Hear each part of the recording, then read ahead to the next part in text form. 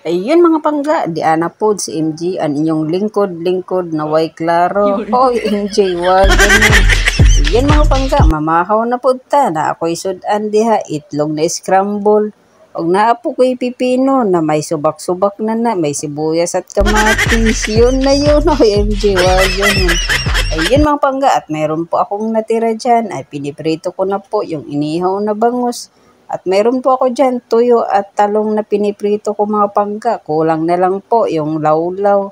Kung may lawlaw kayo dyan, ako ay pahingi naman para mayroon po akong sausawan. At mayroon akong sausawan dyan, tuyo lang at mayroong kamatis at sibuyas mga pangga. Hindi ko na po siya nilagyan ng sili kasi ayaw po ni Kylie na may sili.